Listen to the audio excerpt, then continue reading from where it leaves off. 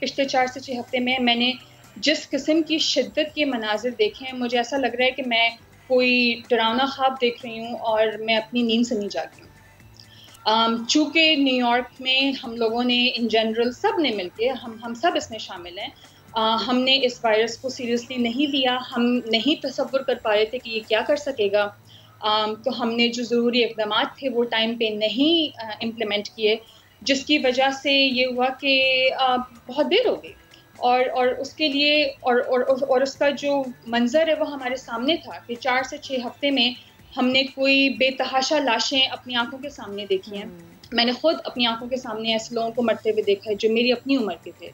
तो ये तो हम कहते हैं कि हाँ, ज़रूर कि बुज़ुर्ग लोग हैं और जिनकी कोमॉर्बिडिटीज़ हैं, उनका रिस्क थोड़ा-सा ज़्यादा होता है, लेकिन ऐसा नहीं है कि ये वायरस जो है वो मुझ जैसी उम्र के लोगों के लिए ख़तरनाक साबित नहीं हो सकता। सबके लिए। आईसीयू में मेरी उम्र के लोग मौजूद हैं। मैंने अपनी आँखों के सामने ये देखा है कि रातों रात हमारे हॉस्पिटल में जो मुर्दा खाना था, उधर लाशें रखने की जगह नहीं थी और रातों रात जो है वो हमारे हॉस्पिटल ने और न्यूयॉर्क के कई और हॉस्पिटल्स ने फ्रीज़र के लाशें फ्रीज़ करने के ट्रक खरीदे क्योंकि उनको लाश रखने की हमारे पास जगह नहीं थी।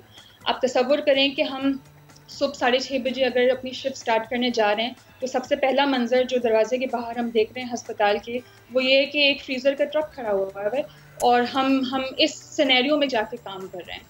तो मतलब बहुत मुश्किल था और जैसे मैंने बताया कि बेचारे मरीज़ों को तड़पता हुआ देखना और सबसे बड़ी जो चीज़ जो मेरे लिए पर्सनली जो बहुत ज़्यादा इमोशनल और साइकोलॉजिकल डिस्ट्रेस का ज़रिया थी, वो ये था कि इन्फेक्शन कंट्रोल की पॉलिसी की वजह से मरीज़ों के फैमिली मेंबर्स को अस्पताल में आने की इजाज़त नहीं मिली। ज़ाहिर है हमारा दिल टूटा इस पॉलिसी की वजह से, लेकिन ये पॉलिसी ज़रूरी थी क्योंकि हम घर वालों को नहीं आने की इजाज़त दे सकते थे।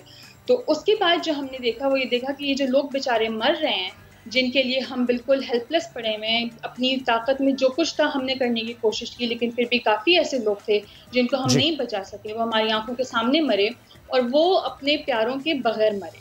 उनके इर्द-गिर्द कोई उनका ख़ानदान वाला, कोई उनका फ़र्द, कोई उनका दोस्त नहीं था जो उनको एक आखिरी दफ़ा चूम सके या एक आखिरी दफ़ा उनको गले लगा सके। मैंने ऐसे लोगों की मौत अपने सामने विटनेस की है जी। जिसको मैं वीडियो कॉल पे फैमिली को दिखा रही हूँ।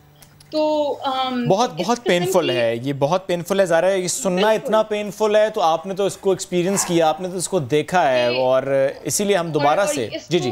बिल्कुल और इसको डिस्क्राइब करने का मेरा मकसद ये है कि मैं चाह रही हूँ कि जो गलती न्यूयॉर्क में हुई है, वो वो कहीं गलती और ना हो, पाकिस्तान में वो ना हो कहीं और ना हो। पाए।